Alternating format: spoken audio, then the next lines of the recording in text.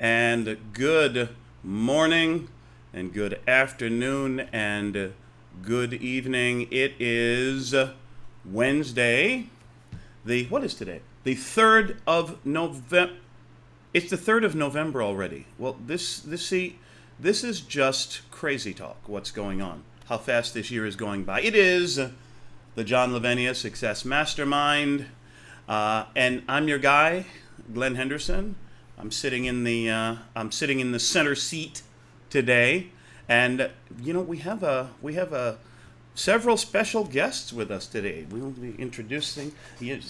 Oh, by the way, just a little housekeeping, so you know what's happening and what's coming up. You're in the middle of the general session, the hospitality suite, right after this. This afternoon, 3 p.m. Eastern Time, it's Books for Britain with our good friend Mandy Anderson. And then tonight, fasten your seatbelts because I'm coming. I'll be back tonight, 9 p.m. Eastern Time, Networking Magic, and we'll have a few stories and things to talk about and ideas and so forth. So to get your network expanded, grow your business, grow your life. You know me, networking, relationships, it's how I roll. So, Glenn, did you announce the special event that's happening tonight as well? the special event that is happening tonight as well. Please go forward, John. Hopefully everybody could see it on the calendar. It is a special event, Navigate Your Financial Future, with Ah, finance expert Heather Benton. She is, yes, yeah, she's one of our clients with the on the branding and marketing stuff. I did But see that. yeah, yeah. Yes, But and completely. Thank you, John. Thank you for refreshing my memory. so we got Well, back-to-back goodness tonight. We got a special event, and then we got networking magic. good golly, So Miss Molly. It's going to yeah, be so we're quite an going to learn evening now. about how to put money to work, and then learn how to put people to work. So we'll There use you both go. methods. This Right. is it. Put our relationships, put John, our cash to work, put our Right. relationship. Yes, Gail. I tried to register for that, and the page kept up coming up not accessible in some way. Oh, I'll check that. Thank you, Gail. All Okay. right. We should look into it. Our friend Gail, nice to see you and to hear from you. And Daisy, the crack shot, is here. Nice to see you, Daisy. Suzanne, I know, is fussing over a hot stove as we speak. And I keep threatening. One of these days, we're just going to show up. She's going to be stirring the sauce, and the doorbell is going to ring. Ah! It's going to happen, Daisy. And Godzilla is here. The Godzilla of John, how are you doing, my friend? What's happening today? I'll unmute my mic again. So what's happening today is a special event, networking magic, all this great stuff. I just got out of the gym. I'm still in my gym clothes. This shirt brought to you courtesy of Linda Landry from Connecticut. Linda Check it out. Landry. Yeah, huh? Yes. By the way, Glenn, I think there was another shirt on order, and I never saw it or got it or got it. Yes. I I don't know need whatever to happened with that. I need to reach out to the place where I had the I actually had that shipped. Easy for me to say. I had that shirt shipped to Las Vegas, but for some reason it didn't arrive in time. I need to make a couple of phone calls and pound a Okay. couple of I tables didn't and want get you to that shirt think that over. I was neglecting, the acknowledgement. I never Oh, saw it.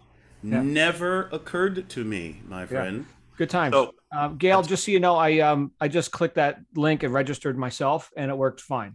ah, So I don't there know what could to be a tell you. technical issue. I'll try again. That was yesterday that I tried, so I'll try it again today. Okay, very good. Thank you. Please Back do to you, keep Glenn. us posted, Gail. Absolutely. Thank you, John. So I've been thinking the last couple of days, particularly about a topic I was sharing with John just before we got started. This is a topic that is near and dear to my heart for all the right and all the wrong reasons.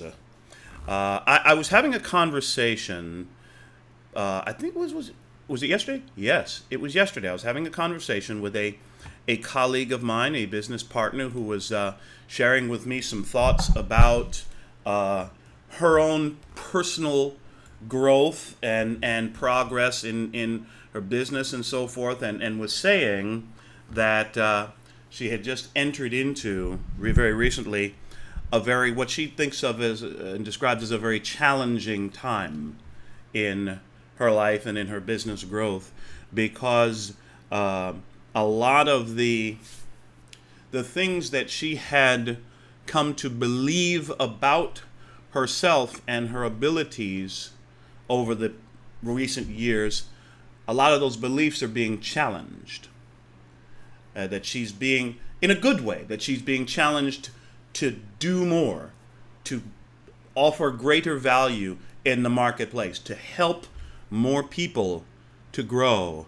The reason that it was kind of challenging is because this challenge to her to grow is, as she says, painful, because it's requiring her to work harder, to reach deeper within herself, to find and mine some of her own personal weaknesses, you may say, and areas where she feels that she needs to work harder, and overcome those, address them, overcome them, and then reach back out and share that progress, share her learnings, her new knowingnesses with people that she's working with. And she said it's such a slow process, such a painstaking process. And she says, and I want to do more. I want to be able to kind of have the quantum leap forward and really be able to make a much bigger difference with people, which is an absolutely phenomenal, noble goal. And it reminded me, as I reminded her, of saying by Voltaire, wasn't it, John? Perfect is the enemy of good. So what's this mean for us, for you and me? And whenever I engage in conversations like this, I always start by pointing the finger at the guy in the mirror. This guy. I have had, as I may have shared with many of us here, I have, over the course of my life and my career, many times had the thought that, well, if I can't do it perfectly, I'm not going to do it at all. Now, that usually works when you're practicing a song to get up on stage and sing, because I really don't like dropping lyrics, forgetting lines, singing wrong notes and that sort of thing. So in that arena, I'm continually striving for perfection. Where it doesn't work, in one man's opinion, is in the area of business building, of business growth, the area of working on and improving, increasing our own skills in any one area. Question for you, John. When you first started it's a very easy question. When you first started on the process of internet marketing, which I know is one of your specialties and at which you are currently a legend. When you first started your journey, when you first started selling stuff online, were you an absolute unchallenged professional from day one? Of course not. And you, knowing a bit about your personality, I'm going to guess that when you started, you wanted to be really, really good right away. I was really good. It doesn't mean I wasn't challenged. The question was, well, there you go. Yeah. There you go.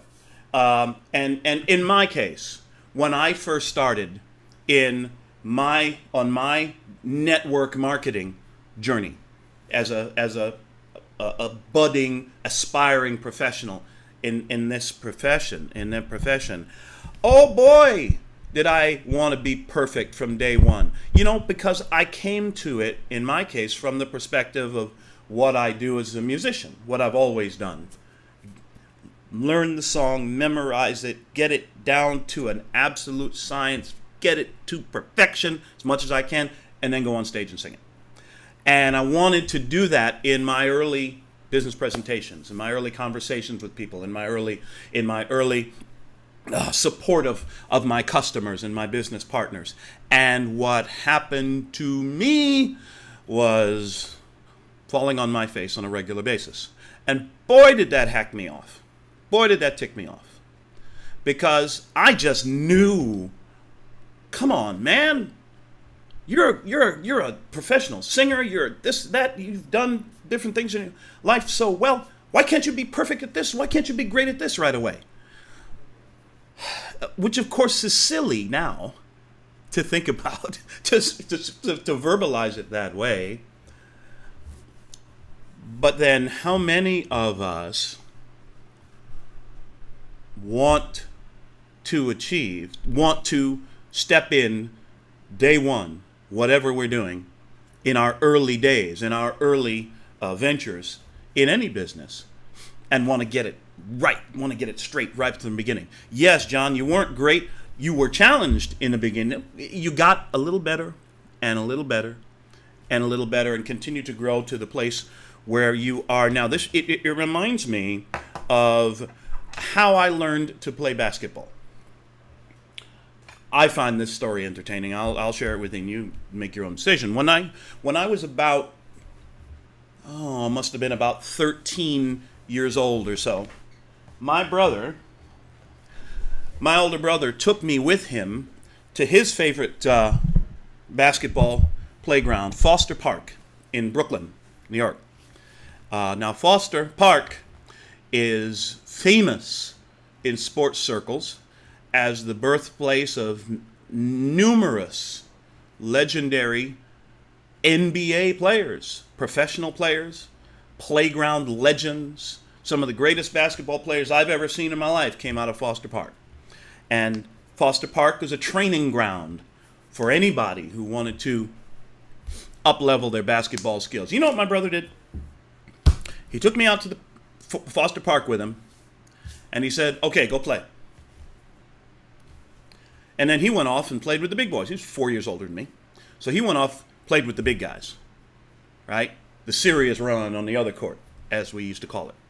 And I went over to one of these side courts, and because I was new, nobody knew anything about me, and I really wasn't good at basketball at that point. I remember the first game I ever played at Foster Park. Guys, the two captains of the teams were choosing up sides, picking players that they wanted, and I was picked last. Absolutely last. And played that first game, and I will tell you, I got my head handed to me. It was embarrassing. It was so embarrassing. I think I was about 12 or 13 years old, something like that. It was so embarrassing. I went home angry. I was so mad at these guys for humiliating me, for showing me up. Oh, man, I was so mad. I was so mad that I went back the next Saturday and tried it again. Got picked last again and got on the court and remembered a couple of the things that I had learned, and I got my head handed to me again. And went home mad again. Went back the third time, and I got beat, but I didn't get my head handed to me completely. Kept working. Kept practicing. I had a basketball at home. I would practice my dribbling and shooting skills and different things. And I practiced, how to play good defense and so forth. And so after, I don't know, must have been a couple of months, I was no longer the worst player on the court, which is about as much as could be said of my basketball skill at that time. And I kept going back, kept practicing. And it's interesting. I was never the best throughout my basketball career. I played a little college basketball and then went on and played a little bit, kind of adult leagues and so forth. I was almost never the best player on the court. But I noticed something started to happen. Although I was almost never the best player on the court, for some reason, the teams that I was on, almost always won. And I think it was partly because, yes, I had upgraded my skills, and I had become a better basketball player. Yeah, better at shooting, better at defense, better at dribbling, better at the fundamental skills of basketball. I think it was also a factor that I learned how to pass on some of what I had learned and share it with my teammates and help them get better, help them perform better in a particular situation, in a particular game, and in so doing, help us win. The last time I went to Foster Park was really interesting. Haven't been back in years. You remember I said the first time I went, and the two captains of the teams were choosing up sides and picking players and picking and this, that, and the other. These were acknowledged to be the leaders of their teams. The last time I went to Foster Park, I was one of the guys choosing up sides and picking teammates. I never forgot those lessons, and I hope, by the way, I hope you don't mind me telling stories on myself, because I can only speak from my own experience, right, and the things that I've learned. What if I had gotten so mad and so frustrated those first couple of times out at Foster Park that I had thrown up my hands and said, well, man, this is just too hard. These guys are too big, they're too strong, they're too fast, and you know what? If I can't play this dang basketball thing the way I want to, then forget it. I'm not going to even try. I'm just going to go on to something else. What if I had just thrown up and given up my hands, thrown up my hands and given up and said, "Oh man, this is too hard. I'm going to try something else. I'm going to go try some other sport." Chances are, I probably would have followed the same pattern in the next sport. I'd have tried it for a while. It was too hard. Toss it and go try something else. Too hard. Forget it. I'm never going to be good at this. Oh, hey, oh, look. That squirrel looks pretty groovy. That object looks pretty. You know what? I think I could probably be good at that. Let's go try this other business. Let's go join up with this other. Yeah, let's go try something else. And I never would have learned how to dig in and practice and learn and practice some more and increase my skills daily to the point where the same thing happened with me in singing, and similar things are happening for me now in the different ventures, different businesses that I'm running these days. But what if I had given up? What if I had surrendered to the difficulty? What if John had given up the first time he lost a bunch of money in some business venture or other? And he's shared with us stories of how he's lost boatloads of money at this or that type of business. Where would the John Lavinia Success Mastermind be if our friend John had just thrown up his hands and gone back and got another job as a diesel mechanic? Holy moly. I'd rather not think about that. Many of us would rather not think about not having the option to get together here and learn from one another and from our fearless friend and leader. My point is, there are two things. two ideas that come to me. People say, as a matter of fact, this friend of mine that I was chatting with the other day about her new challenges in life and how she's, gradually overcoming her own weaknesses and sharing those learnings with others. She said something to me. She said, well, yeah, I understand what you're saying. And it's really, it's good that I'm going through this process. Progress, not perfection, right? Progress, not perfection. And I said, I don't know why this fell out of my mouth. It's probably where I've heard someone else say it. I said, you know what? I've heard that said a lot. Here's what I think. Progress is perfection. What do I mean? Success. Best definition I've ever heard of success, Mr. Earl Nightingale. Success is the progressive realization of a worthy ideal. Quick breakdown. The progressive realization of a worthy ideal. Let's work backwards. Worthy ideal. Something that is worthy of our best efforts.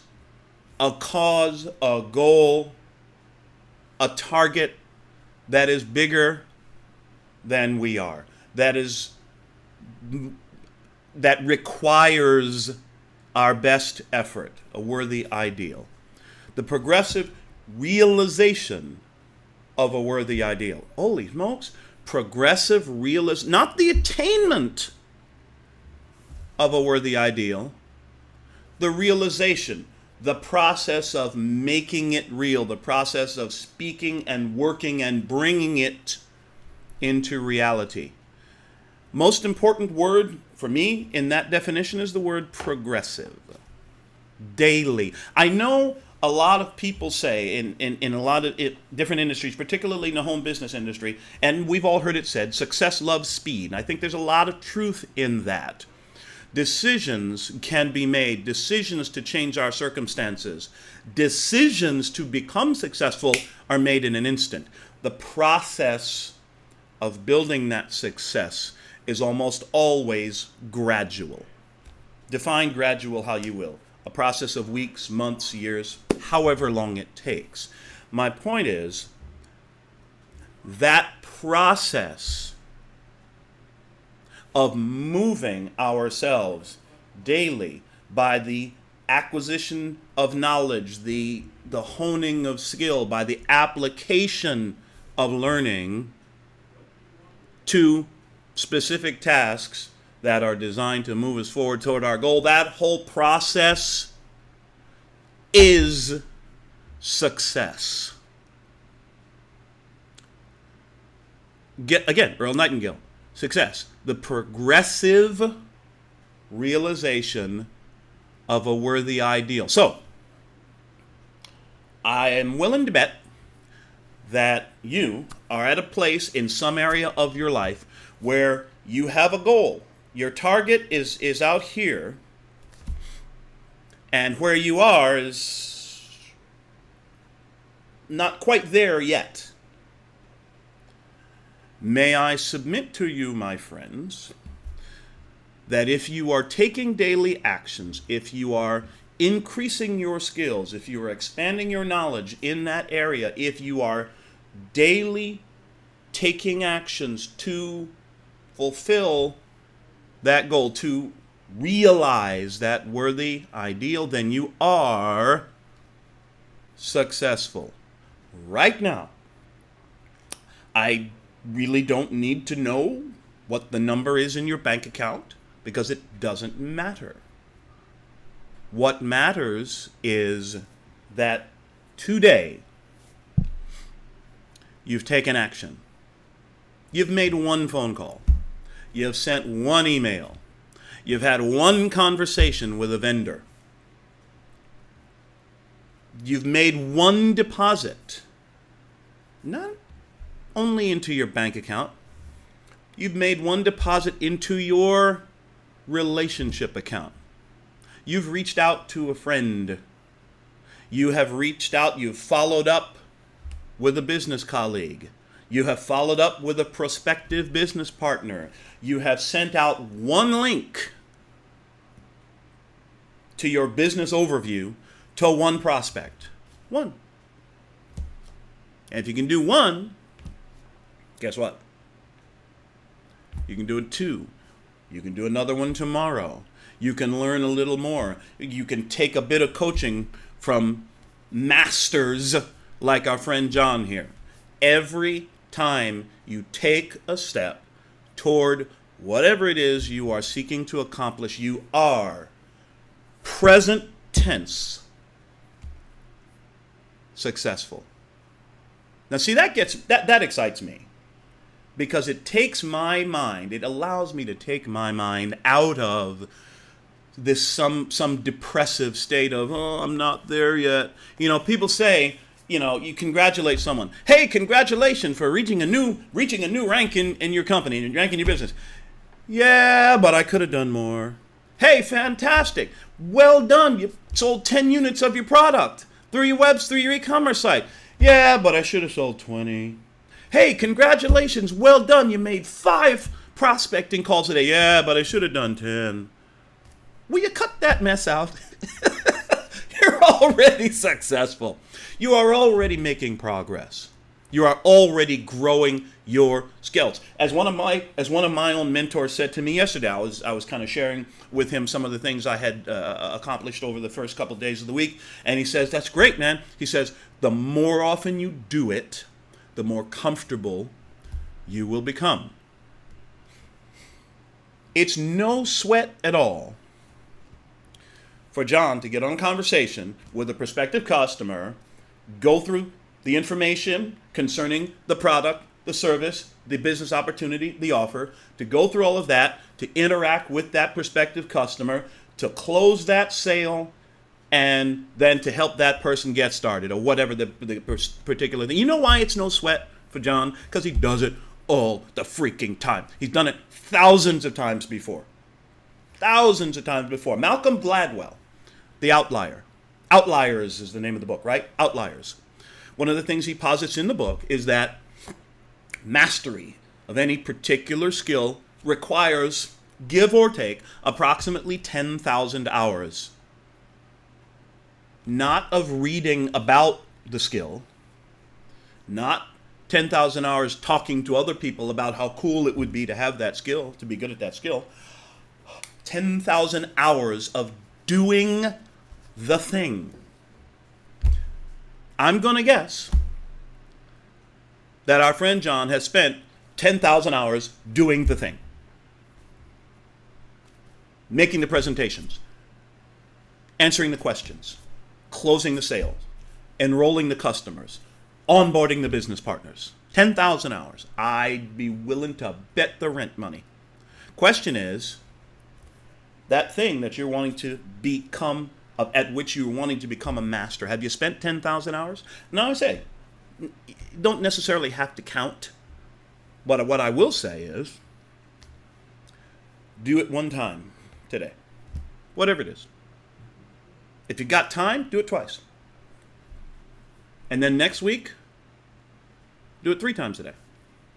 Just 3 times Monday, 3 on Tuesday, 3 on Wednesday. You see what I'm saying? Progress, growth, daily improvements. I think the Japanese term is kaizen. Constant improvement, continual growth, relentless progress, which, as we know, and we have walking, talking, living, breathing proof right in front of us, progress is perfection. So get started today. And if you've already gotten started, continue. Keep going. You are on the right track. You're moving in the right direction. And as you've heard me say it before, if you stumble, if you mess up, if you make a mistake, you say the wrong thing, great. Learn from it.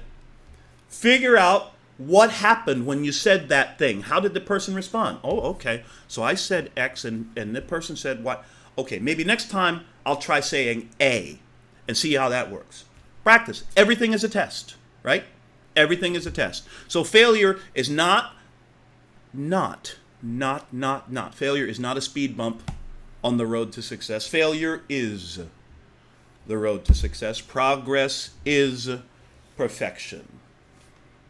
What do you think? I know in my case, I think I need to just keep taking more steps every day, taking more actions every day, knowing that I'm building up a little something in the bank account. There's a book over here that I got. Where is it? It's called The 10% Solution. I'll find it. It's on one of these shelves here. Yeah, it's called... Oh, no. Here it is. The Compound Effect by Darren Hardy. One of the basic tenets that Darren Hardy puts forth in this book is success comes not generally by leaps and bounds or magical quantum transformations. Success generally comes one step at a time. So that's what I'm encouraging us to keep in mind, that our success will come to us one step at a time. Well, that's me done running my mouth. I would love to hear your thoughts on this whole thing, because I know that so many of us have struggled with, wanting to be there already. You'll be there when you get there. Keep moving. You'll get there. Comments, thoughts, please come and share with me. Glenn, you're out of your mind. What the heck are you talking about? Love to hear that stuff. Hey, Glenn, John, what's happening, brother? So I'll just come out and say thank you. Thank you for the reminder that, the progressive realization of a worthy ideal. It's not about arriving. It's not about, having ended the journey. And I keep forgetting that the joy is in the journey. Right now, I'm on a few journeys, and one of them is not as pleasing as I would like it to be. Because, I'm not necessarily steering the ship. I'm kind of along for the ride. And so, boy, is that grinding your gears. I know that.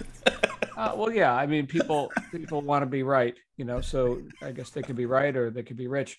I'd rather be rich, but I'm also right, typically. So, I see what you did there. Right. So so what does that mean? Right. That means that the progressive realization of a worthy ideal doesn't necessarily, like that statement doesn't include by these methods. Right.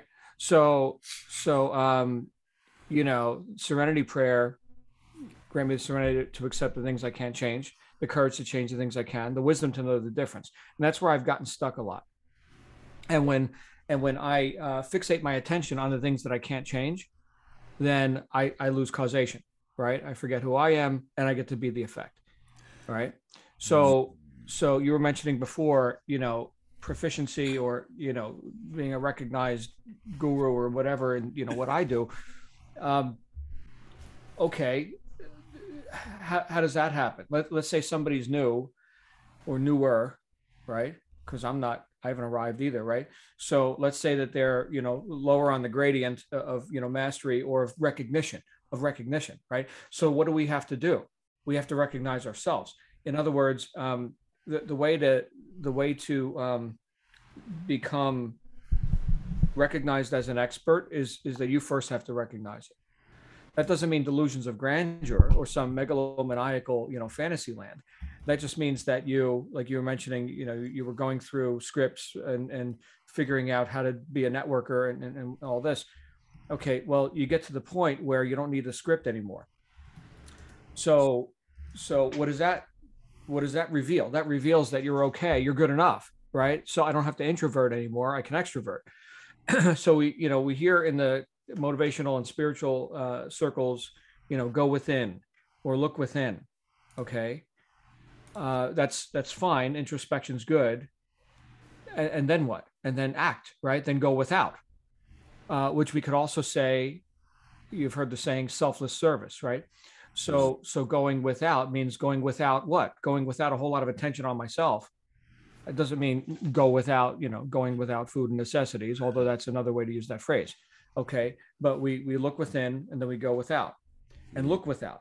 And look extroverted, right? Outside the windshield. Look at the oncoming traffic. Look at things that are outside of the vehicle. In this case, the vehicle we could say is our own mental, operating system or whatever. Okay, so I need to have most of my attention on what? On you, the customer, on the public, on what effect am I having? What am I impinging on? What am I causing? Right? What direction am I having an effect in? And how will that occur out there, not in here, right? So while it's useful to sit there and go within and be quiet, and I do that a lot, it's to what end? To just kind of get quiet and hit the reset button and get in present time so that I can then be more effective without, right? And not just focused on me, but what's in it for you. And so then this whole idea of sales, it's nothing to it. And for me, I say that as a person who, I could pretty much do it in my sleep, right? Assuming I've got, a quality, target, customer, audience, whatever, right? That we're communicating something of worth. I can't sell ice cubes to Eskimos. I know that's a nice cliche or whatever. Okay. And I guess it's a nice way to give people a pat on the back or whatever. But let me say this, I wouldn't sell ice cubes to Eskimos. I've got more ethics than that. Okay. So I guess there's a clue too, right? The truth is good enough. The truth of who I am, the truth of what the offer is, the truth of what this customer wants. The Eskimo doesn't want ice cubes. I will not sell you ice cubes, right? Go pick up ice right there, right? You don't give me money for that, right? I'll tell you what though, give me money for this, right? So it's being in communication with more terminals than just myself, right? Think of it like this. Here's a battery, okay? And the battery has a positive and negative terminal, like the battery in your car or just any battery, right? If you shorted the positive and negative terminals, in other words, if the battery introverted on itself, here's me, and me, and I'm just going to talk to myself all the time, right? Destruction, okay? There must be additional terminals, work being done, points of resistance, right? A lamp, a motor, right? Those are resistors. Those do the work, right?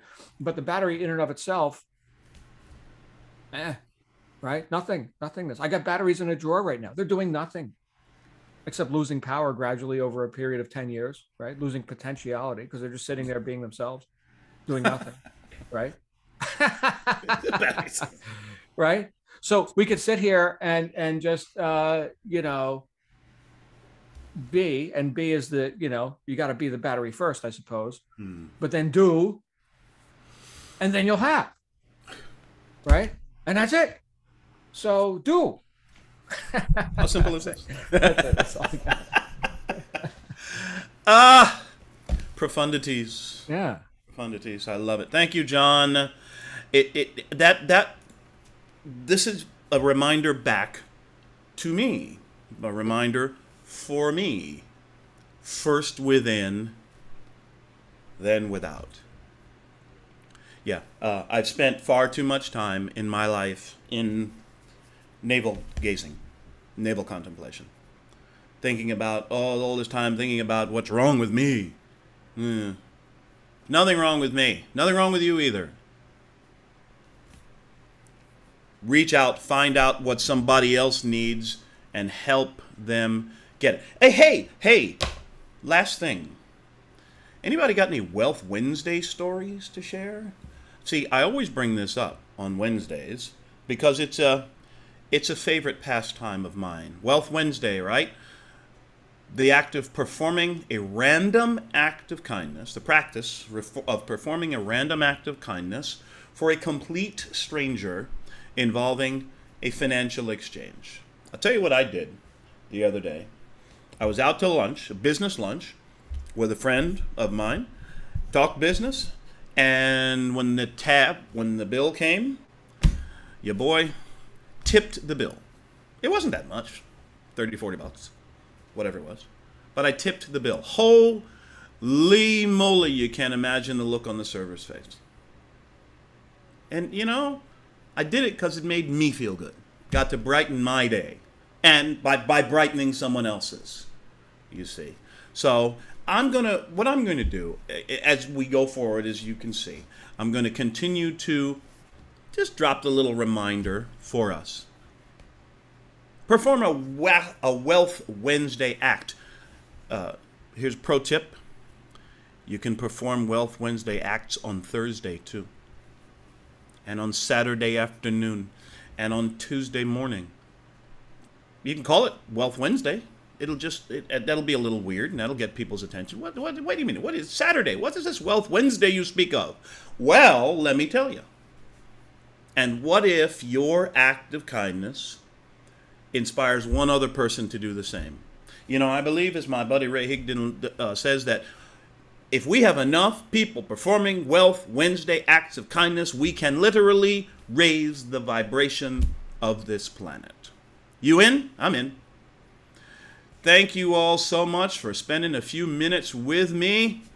I'll tell you, I always look forward to these Wednesday sessions, and because it's a chance for us to fellowship with each other, as my sainted mama used to say, and still does, to share our thoughts. The mastermind changes every one of our lives on a daily basis. So, Gail, Lindsay, Suzanne, Edward, Daisy, our friends on Facebook, checking us out on YouTube, my good friend John, thank you for starting this whole blessed thing.